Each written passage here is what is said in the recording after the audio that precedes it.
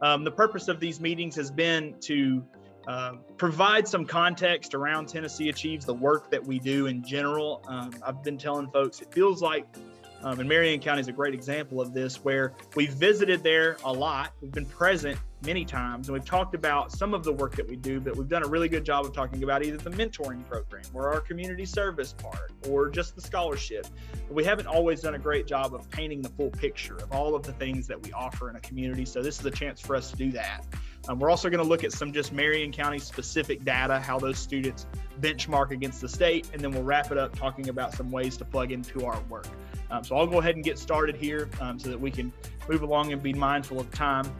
My name is Ben Sterling. I serve as the Senior Director of Content at Tennessee Achieves. I've been on staff since June 2014, but I was actually a student in the program before that. So I've seen the program since its inception back with the class of 2009. And so I've seen the program from every angle that you can, whether that be one of the 440,000 students that enrolled or that participated with the program, one of the 71,000 volunteers, or in general, just by being a staff member. So certainly excited to bring our 84th local update of the week to you guys. So as you can see on your screen, we work with a majority of the state. So we'll move on over here to this slide and talk about some of our reach. We're serving 90 counties as of today. 74 of those are considered rural Tennessee counties. 35 of those are considered at-risk or distressed counties by the Department of Community and Economic Development. I think our work in those 35 counties is as important there as it is anywhere in the state. In those 90 counties, we're working with over 600 high schools. That includes all public high schools, private high schools, charter high schools, or home schools. Below that, you'll see post-secondary partners. We're working with 67 colleges across the state. That includes all 13 community colleges, Chattanooga State there in Marion County, all 27 TCATs, Tennessee Colleges of Applied Technology, and a variety of four-year public and private institutions. Probably comes as no surprise to see that almost 80% of our students enroll at a community college. I think the community colleges tend to fill a lot of different needs in a community, whether that just be the two-year certificate type programs where a student earns their associate's degree and enters the workforce, or whether it's a training ground for a student that plans to transfer on and earn their bachelor's degree at a four-year institution. It just tends to be the most popular option across the state. Continuing to look at reach in those 90 counties that we serve, we work with almost a little more than 60,000 students annually from across the state. That equates out to be 89% of the state's high school seniors, a number that's hard for our team to wrap our minds around, but 89% of all seniors in the state of Tennessee get an email from us at least once. 78% of all first-time freshmen at community colleges are our students, and then 86% of all Tennessee community college graduates are Tennessee Achieves students. So having an impact all the way from high school through completion. Looking in the middle of your screen, you'll see some just basic demographic info. This is not unique to Marion County. This is a statewide perspective, but 56% of our students are eligible for federal financial aid, meaning they come from a lower income background, deeming them eligible for that. 40% of our students self-report that they're the first in their families to go to college. This is again, self-reported number. And I think a lot of times students don't really understand what first generation means. To me, it's if you were the first person in your direct family, your parents and your siblings to go to college, you're first gen. But a lot of students think that because their aunt or their cousin went to college that they're not. So I think this number is probably a little higher. And it's a badge of honor that I certainly wear and encourage folks to wear that if they are a first gen student. 51% of our students are majoring in a STEM related field. I think about a place like Marion County when I see this, because you're part of that booming industry that is in and around Chattanooga in terms of manufacturing. 51% being in a STEM field means that those jobs are going to be filled by Tennessee students, which is really important to me. So I hope that 51% number continues to increase. We were actually down at the main campus of Chat State a couple of weeks ago with Senator Bo Watson, who was basically telling the students to think about majoring in a healthcare field. He's a physician by trade, and basically said, if you take out a map and you throw a dart at it of the United States and you throw a dart at it, and you hit a city, there's a healthcare job waiting for you.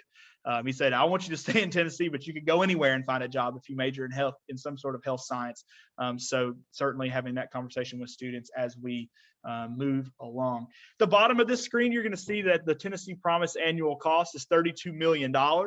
This comes out to be about $1,000 per award for Tennessee Promise students. And then the Tennessee Achieves annual operating budget, $2.5 million. This is paying for things like staff salaries, technology, travel expenses, really anything that's not actual scholarship dollars. Let's talk about what Tennessee Achieves is doing, shifting gears a bit. So we administer the Tennessee Promise Scholarship. Those of you on the call are familiar with that, but it's the scholarship that allows students to attend college tuition and mandatory fee-free at our state's community and technical colleges. I would argue that Tennessee Promise kind of serves as the backbone of what Tennessee Achieves is accomplishing.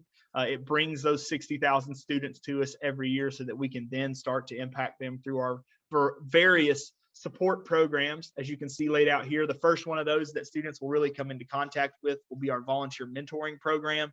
All of you guys have served as mentors or are aware of that, but we'll talk in detail about the mentoring program in just a minute. Our community service requirement, students must complete and submit 8 hours of community service every semester. To me, this is important because it's developing this community mindset for our students, connecting them with the needs of their community in a way that they wouldn't otherwise be connecting with them. So to me, it continues to be a vital part of the work. Our summer programs are continuing to grow. This year, we had 3 summer programs for the first time. We had our traditional in-person summer bridge program, which is a 3-week academic boot camp aimed at students that require remediation that first semester of college. We moved that program online. So we had an online summer bridge program.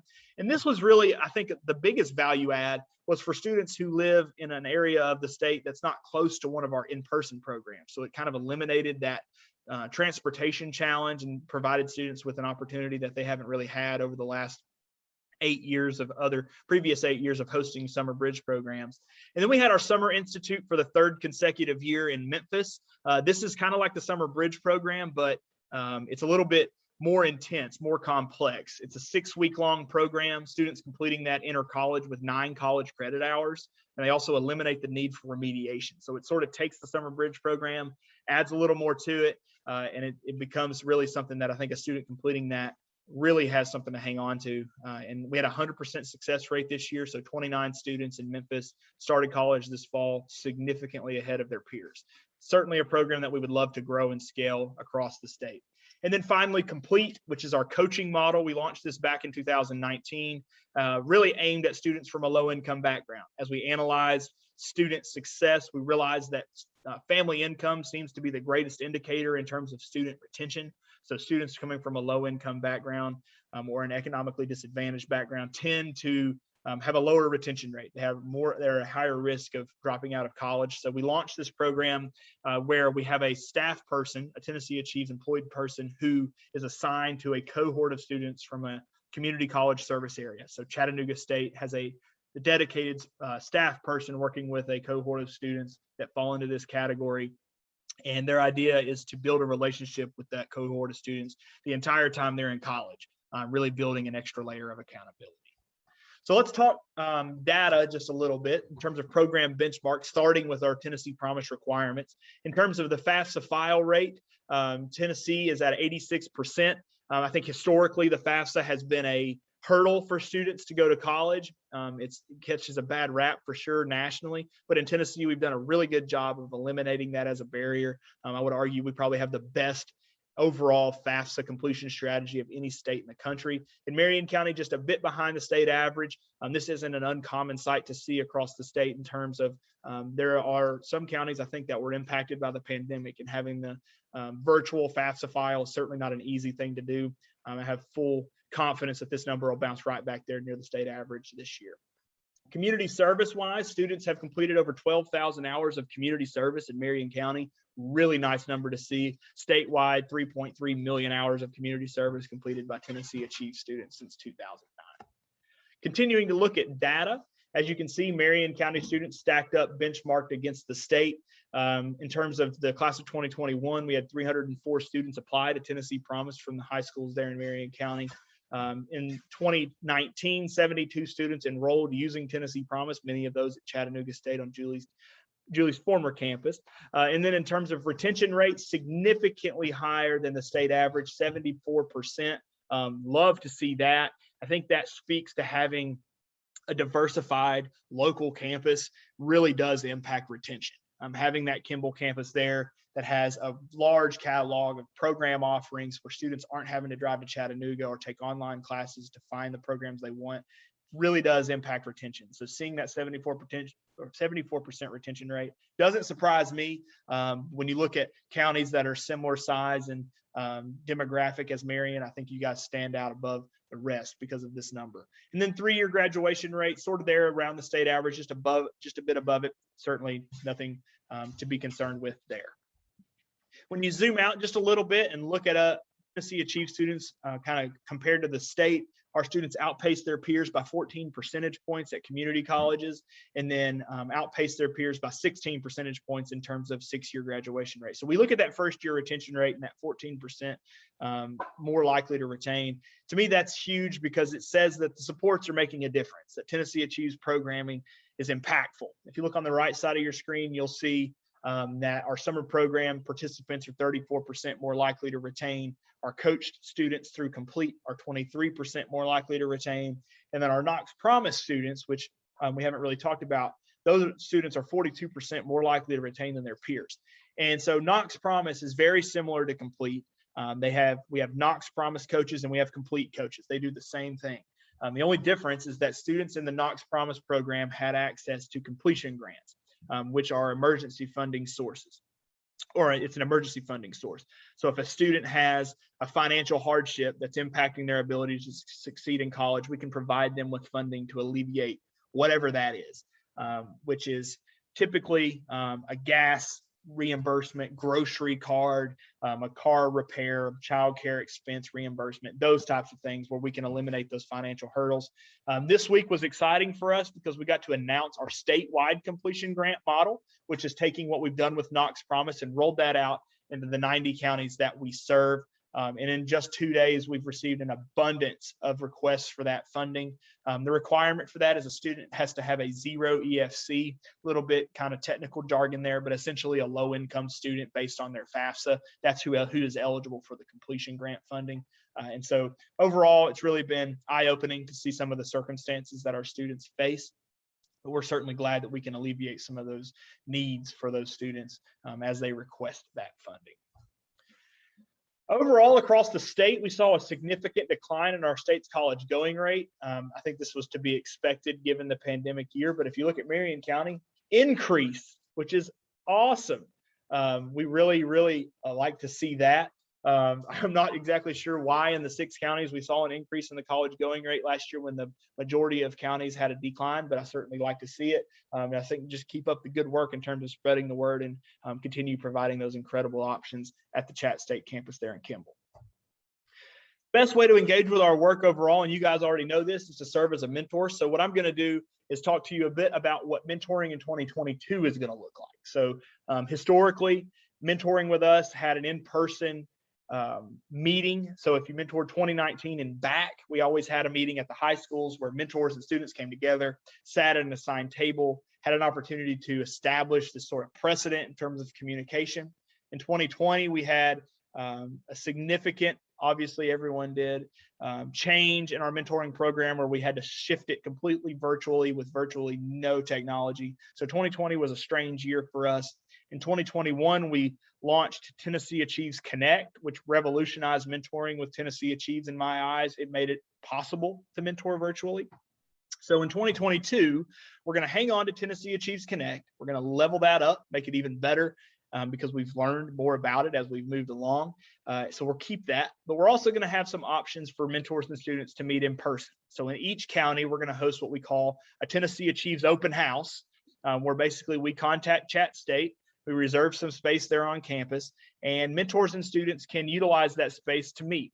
So for example, if we wanted to do the meeting in Marion County on March 26th, we would be there on March 26th, and we reserve the room for say 4 hours, 2 to 6 p.m. And then during that time, if a mentor wanted to meet with their students, they could come and meet together there. We're not going to be inviting the students to that. It's up to the mentor to invite their students to meet them there, but we'll provide the space and the resources in terms of having a Tennessee Achieves staff person there to answer questions and facilitate any dialogue.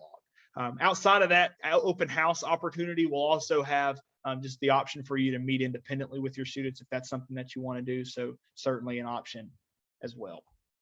In Marion County, we need 46 mentors to ensure that every Tennessee Promise student from the class of 2022 is supported. Never have an issue getting there. So certainly I'm confident that we'll find our way to 46 by the deadline of December 3rd, but would love for you to share this with a friend and encourage them to be a mentor. They can apply at tnAchieves.org/mentor.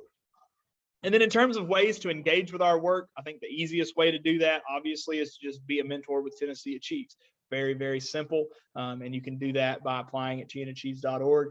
A couple of ways that you can take it a step further. If you could connect us with your community in general. I mean, Julie has always been, I would argue, a card-carrying Tennessee Achieves supporter in a lot of ways in terms of getting us in front of Rotary any chance that she could, getting us in front of her workforce development board when she was with Chattanooga State. So that Julie's sort of the example that we can use in terms of how someone can connect Tennessee Achieves with their community, and would love to continue to do that.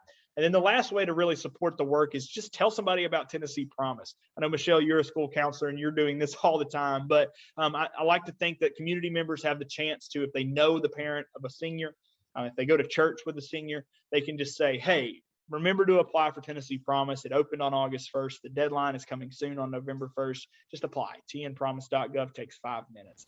Just always reminding students to get that done. I just to interrupt you for a second. I actually apply with them for their senior meeting, and I've already done 60. So we're already in good shape. That's what I'm talking about. We need you at every high school. And as far as the FAFSA, we're also doing a contest this year. So if 80% of the class does the FAFSA in October, then they get a pizza party and a play day. That's what I'm talking about. Incentivizing Promise. Yes. Love that. Yes. Yes. All right. Well, this is a perfect time. I've actually, that's all the programming that I have. It's just a 20-minute program. But I'm going to open the floor for any type of questions, discussions, concerns, highlights, anything you'd like to talk about in terms of our work in the community. Feel free.